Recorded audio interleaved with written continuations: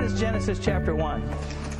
Well, Roman numeral 1 here, it says, as a record of creation, because many people consider it a record of creation. But as a record of creation, Genesis chapter 1 is far too simple and too brief, and may or may not line up with one's particular scientific considerations. What do I mean by this?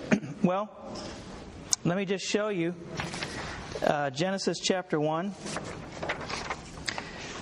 This is Genesis chapter 1. Actually, it includes the first 2 verses of chapter 2. But these are the so-called 7 days of creation, or 6 days of creation, and then God rested on the 7th day, right?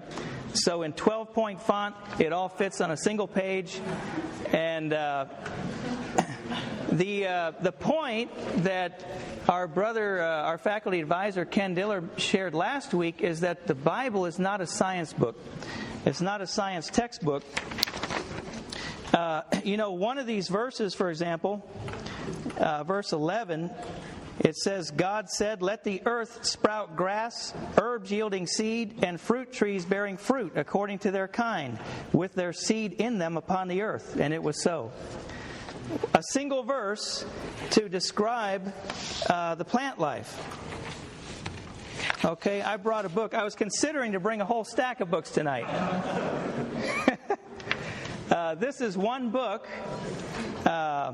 Saul, can you read the title of this book? Manual of the Vascular Plants of Texas. This is a manual of the vascular plants of Texas. It's almost 2,000 pages long. It's very small print. And there's just a few sentences written about every species that's known to exist in the state of Texas. And that's just one book. One state out of 50 states in one country out of 200 and some countries.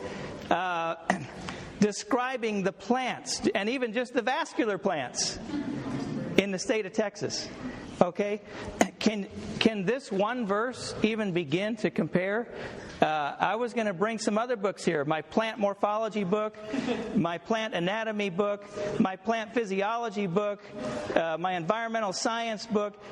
Genesis chapter 1 doesn't tell us anything about the interactions of all the different species. It doesn't tell us or describe all these various species on the earth.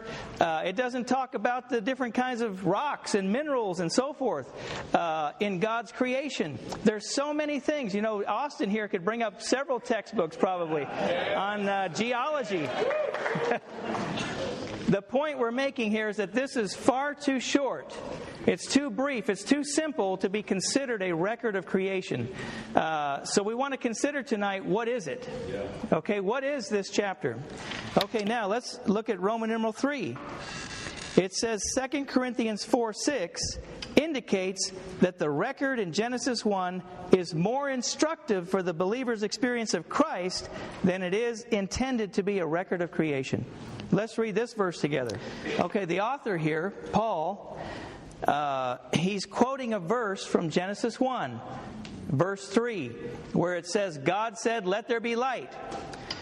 But here he says, the God who said, out of darkness light shall shine, is the one who shined in our hearts to illuminate the knowledge of the glory of God in the face of Jesus Christ. Amen. So right away, we see that the record there in Genesis 1 has to be related. It has to be tied to our experience of Christ. When God spoke and said, let there be light, we need to realize this is touching the matter of our experience of Christ shining in our hearts, God shining in our hearts to illuminate the knowledge of God in the face of Jesus Christ.